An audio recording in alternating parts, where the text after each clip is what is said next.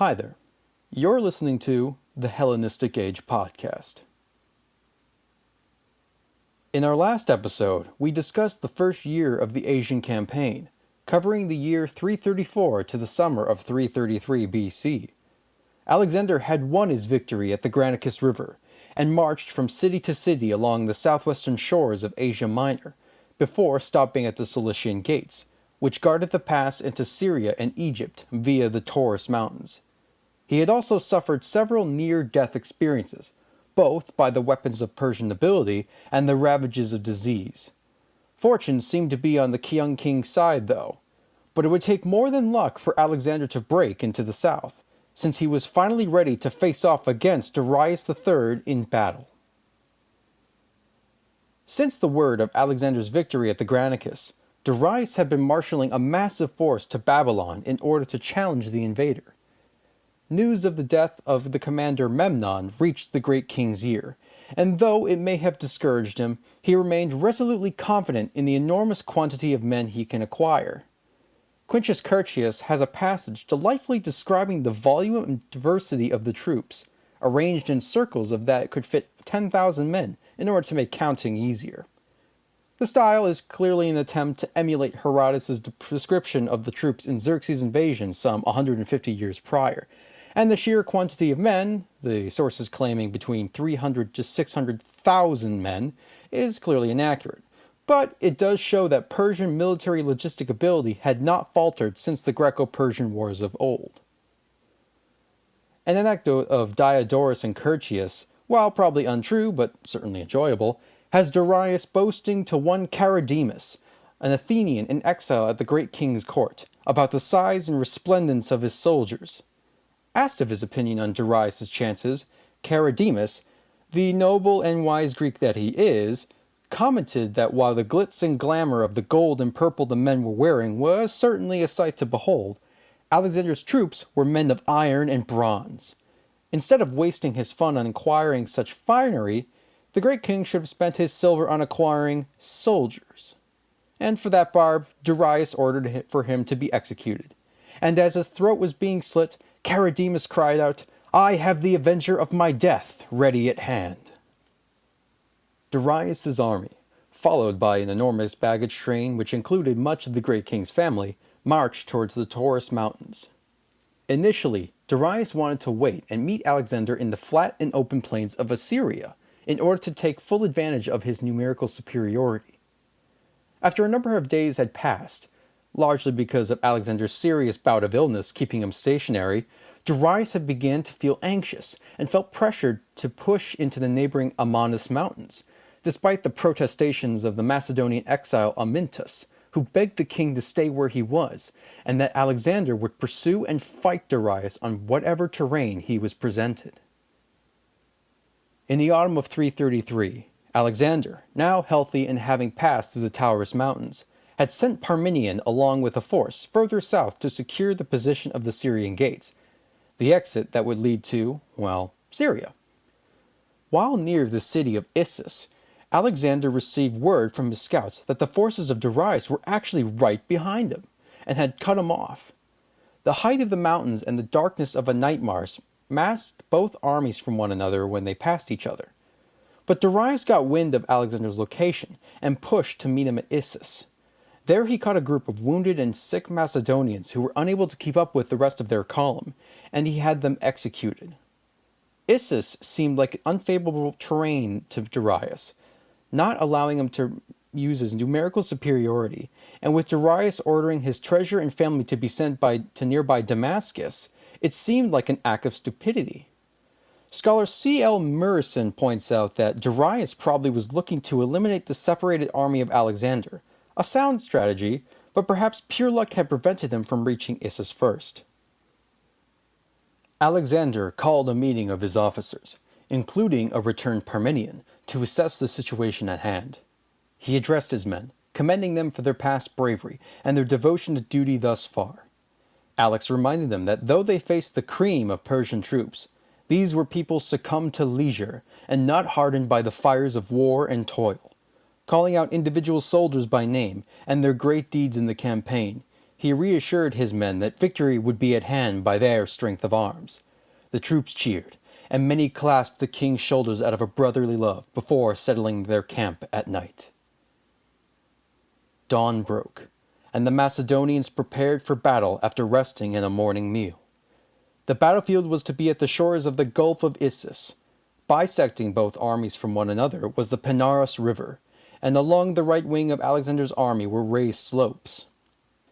On the far right wing nearest to the slopes were the light infantry Agema and the shield-bearer Hypasippists, followed by the battalions of Perdiccas and other officers. Holding the center phalanx and left infantry was Cradaros, yet another name you should keep track of, and followed by Parmenion on the left. Darius' forces numbered some 80,000 men. Screened by a line of cavalry, Darius attempted to lay his battle line without Alexander's knowledge. The center was lined with Greek hoplites to counteract the Macedonians, flanked on both sides by a sizable number of native Persian Kardakis. Light infantry had been sent along the slope to Darius' left, and the great king himself would take his traditional place behind this line upon his golden chariot for all to see. A sizable mass of troops was reportedly stationed behind Darius, unable to be used for the moment due to the way the terrain is leveled. At a signal, Darius lifted the screen and ordered his cavalry to be set opposite of Parmenion in order to trick him. Alexander, having caught the attempted deception on the great king's part, and the fact that his left flank was rather understaffed, ordered Thessalian cavalry to be sent behind the phalanx to reinforce the left wing without Darius knowing, and repositioned many of his light infantry, archers, and scouts to face the Persian troops along the ridges, while he himself remained at his usual spot in the right wing. In theory, his army would be divided into two wings, one facing Darius and the troops across the river, and the other wing facing the forces along the slopes. Then the battle began. Alexander led his troops forward at a leisurely pace, while Darius remained on the opposite riverbank and relied on an erected palisade, cementing in the Macedonian minds that Darius had little confidence in his own troops. The Basileus then rode up and down the line, calling out troops of all ranks and origins for their bravery. Then a great war cry arose, and the Macedonians moved faster and faster. When in range of missiles, Alexander spurred his cavalry forward, charging across the river and smashing the left flank of the Persian forces. The men were horrified at the speed of the thundering hooves of the Macedonian horses, and most of the left wing just crumbled before the spears of the Hittairoi. Darius, suddenly aware of what great peril he just landed in, spun around and fled for his life, with Alexander following in pursuit. Despite the great success, Alexander's infantry at the center were not so lucky. The Greek mercenaries spotted an opening in the Macedonian syntagma and tried to break through it, killing at least 120 of Alexander's troops in the process. The Macedonian infantry on the right wing spun around the collapsed Persian left flank to rescue their comrades, and managed to drive the Greeks off in a furious combat. Alexander, too, reportedly concerned with the state of his troops after seeing them struggle against the Greeks, turned from his pursuit of Darius to race back and save his men. While this was all going on, the Persian right had been leading a cavalry charge against Parmenion and the Macedonian left, engaging in battle with the Thessalian horsemen Alexander had previously moved. But upon seeing Darius flee the battle and the timely arrival of Alexander, they too broke and fled.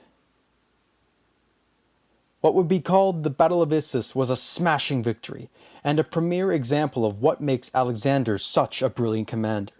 He nailed the psychology of his men, being able to pick out individual soldiers and praise them for their past deeds, a trait mimicked by later great commanders like Julius Caesar, and also reinforced by his ability to give up pursuit of Darius in order to save his men.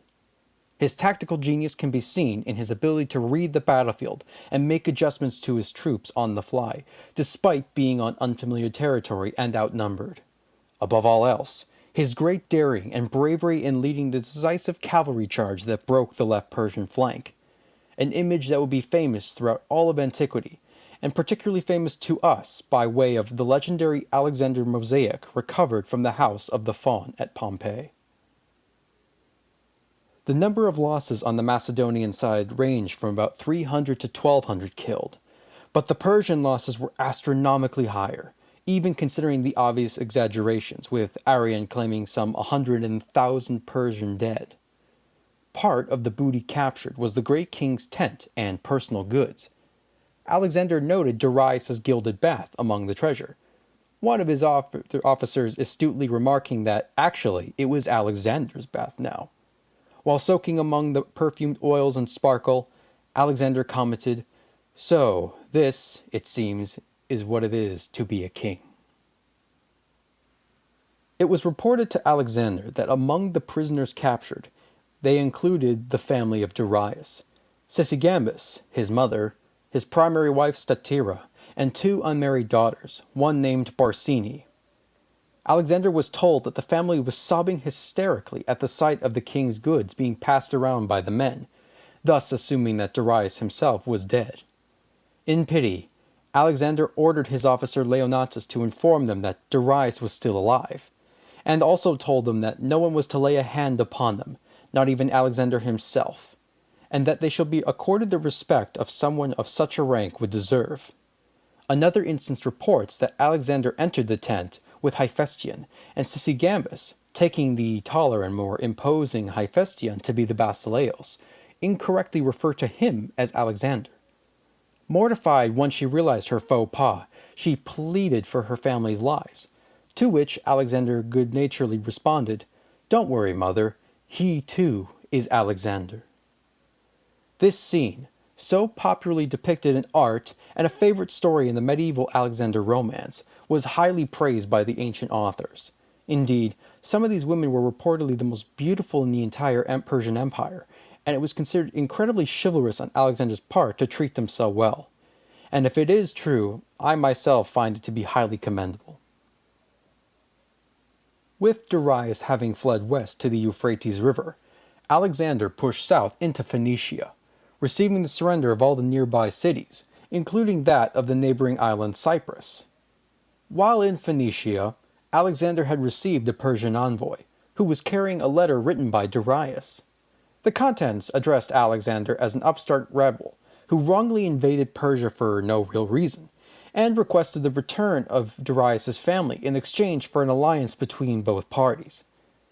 Alexander shot back that the Persians were the ones who invaded Greek territory first, thus striking the initial blow of the conflict, and he would not return the family of Darius back unless Darius himself submits before him.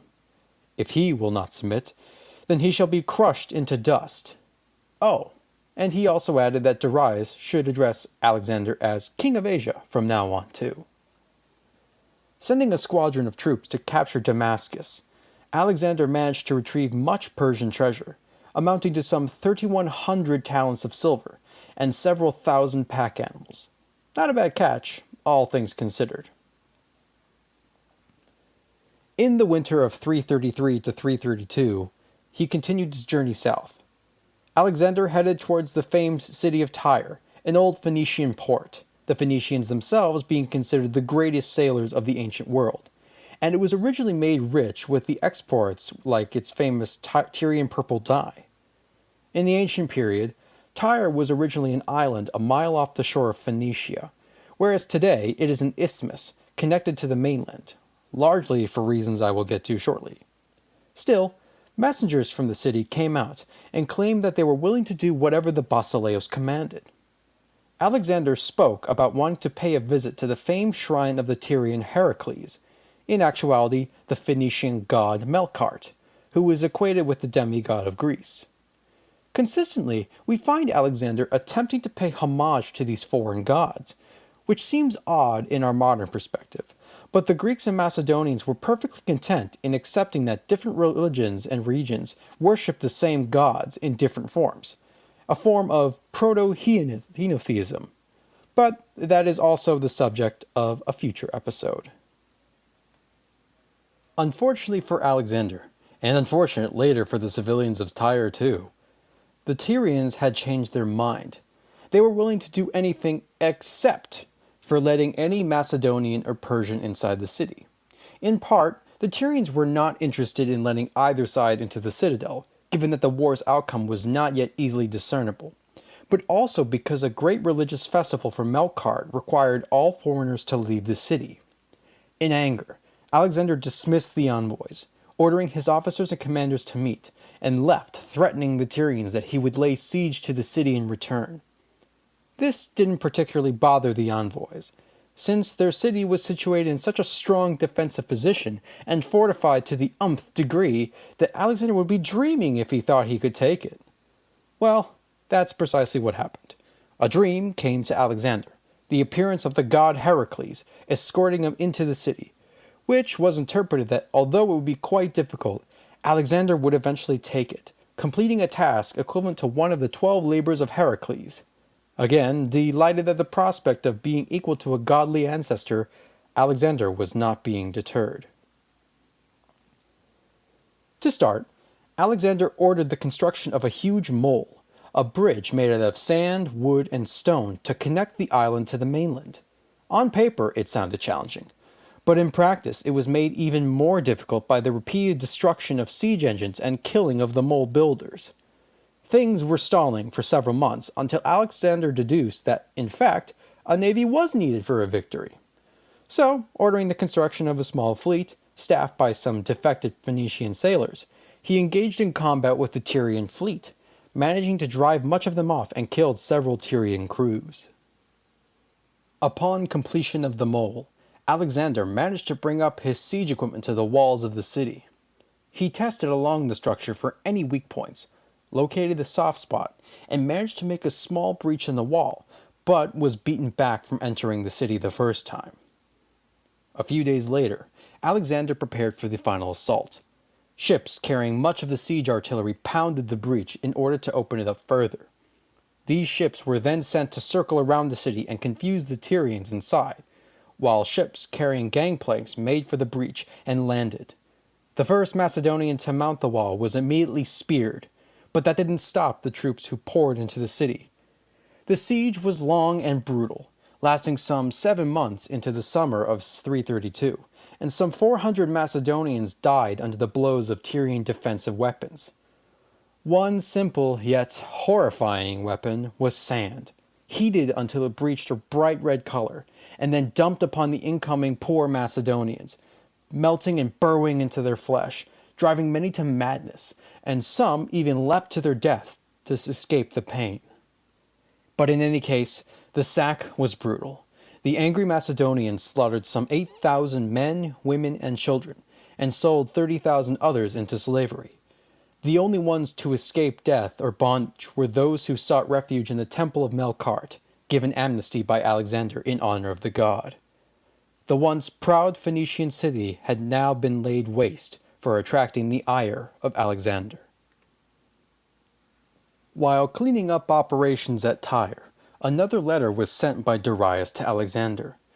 Addressing him as Your Majesty this time, Darius offered in exchange for his family a payment of 10,000 talents, letting Alexander retain the lands he had conquered thus far, and offered an alliance by giving the hand of his daughter Barsine in marriage.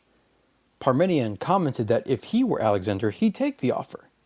Alexander responded, I would take it too, if I were Parmenion. Alexander then rejected the great king's offer, noting that the lands and treasure he had captured so far were his anyways, and he could take Barsine for his wife, even if Darius didn't offer her. He did tell Darius, though, that he was coming, and he'd best prepare himself for war. But in the autumn of 332, Alexander did not seek the decisive end with Darius. Instead, he turned his gaze south, to the ancient lands of Egypt, among the most prosperous of the Persian satrapies. There he would capture great wealth, the grain harvested from the fertile Nile River, and perhaps most interestingly, the proof of his godly heritage.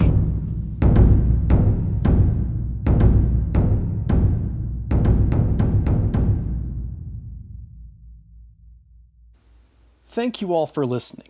I hope you guys are enjoying the campaigns as much as I am. If you like what you just heard, please subscribe to me on iTunes and leave a 5-star review.